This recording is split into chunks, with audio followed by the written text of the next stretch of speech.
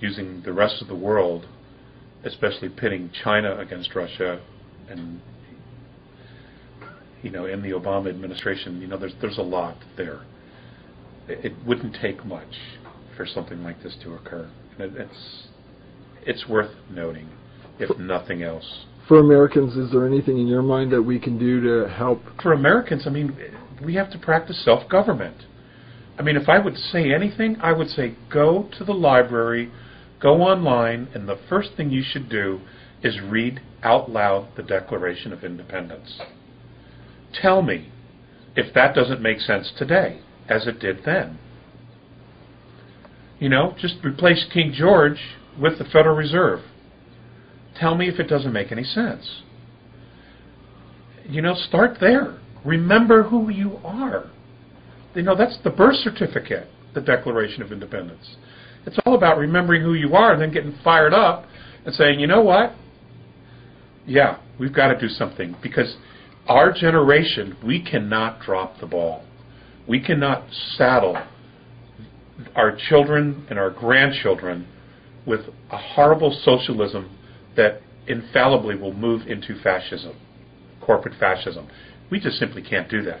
It is unconscionable for us to just do nothing. We have to do something, because future generations will be livid with us if we don't do something. And this is our time to basically set things right. And again, I want to stress, this isn't really so much about the government as it is the program. And the program is running over the entire world. It's just right now, in order to set up a global world government, we're at the target. America is in the crosshairs. And, we need to create our own crosshairs and focus them back on them. You've said that this conflict over Earth is being very well managed by both opposing forces of ETs, the benevolents and the regressives. What do you mean by this? Well, we don't see any of it. We don't see the open warfare or the clashes that are occurring, simply because it's being so managed that it's out of our sight. Some of it is actually taking place on a higher dimensional frequency that we don't actually see it. But there have been incursions into third density, that we are in fact aware of, which is why there have been recovered crashes, because they've been shot down. So it's being well managed, both sides, so both sides can do what they want to do, and at the same time we're being allowed to move in a specific direction. Okay, now I got a tough one here. We're not trying to contradict anybody else's belief system here. We're just speaking about the Andromedans. But according to the Andromedans, in our ancient past, Earth was moved by the Pleiadians. How did they do this? And why is this important? And also, why is it so controversial? What is so controversial? Well, the concept that the Pleiadians are imperfect, that they've made mistakes in the past. Well, they've all made mistakes. That's called growth. That's called maturity. You don't know the right things until you've done the wrong things. You don't know the path until you've experimented with different logic, different ideas, different philosophies, different methods of implementation of thought and creation and worship. That's what life was created for. That's what physicality was created for, was to experiment, to enrich our lives with experience, and to worship the extraterrestrials as our ancestors did in the very, very ancient past. It would be stupid. It would be the wrong thing to do. And the reason for that is this. Yes, they have incredible technology. Yes, they have enormous wisdom about space, about life, and there's a zillion things they could teach us. But they have gotten there the same way we're getting there, by making mistakes. That doesn't mean they're gods. That doesn't mean you bow down and you worship them. They have made their mistakes, And in many of them, they're still making mistakes. Now, the reason you've asked the question, obviously, is that the A's have been somewhat critical of the mistakes the Pleiadians have made in the past here on Earth.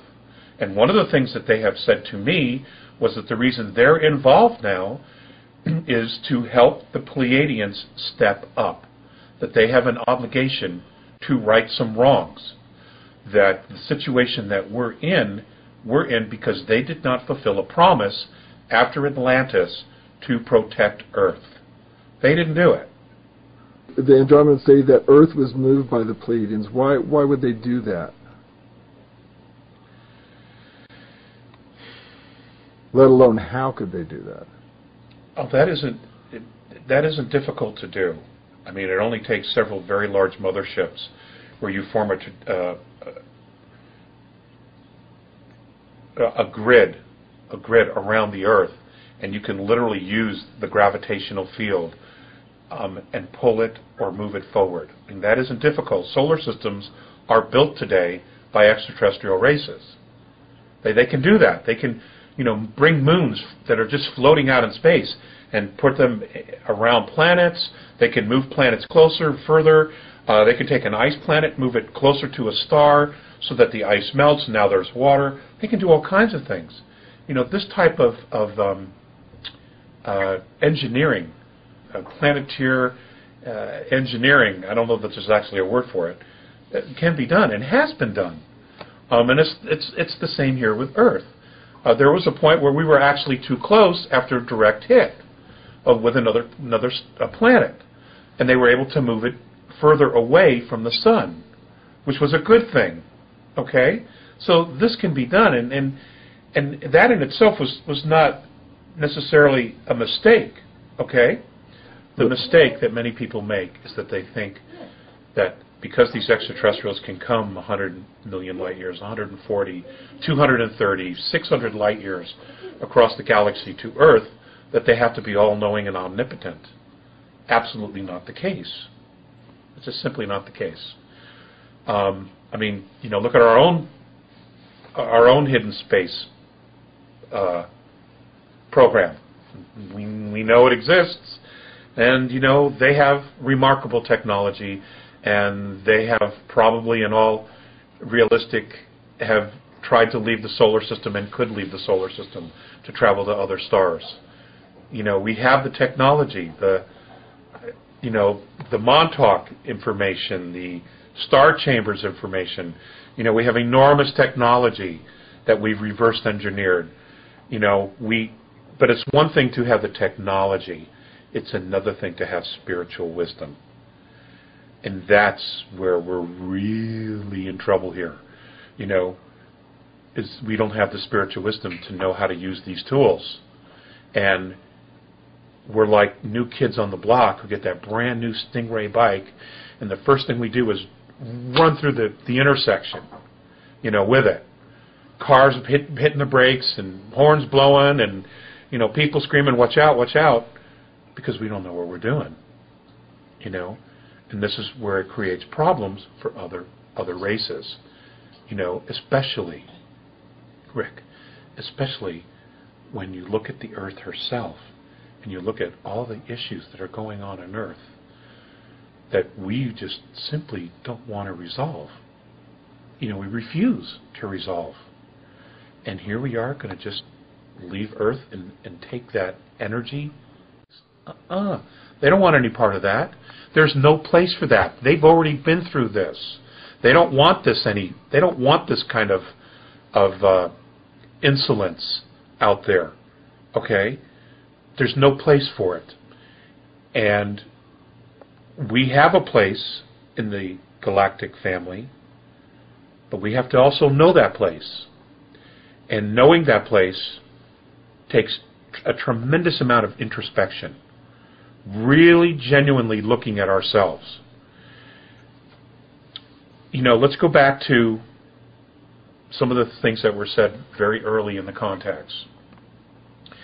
Before the A's actually decided to intervene, there was a great deal of discussion regarding Earth within the Andromedan Council.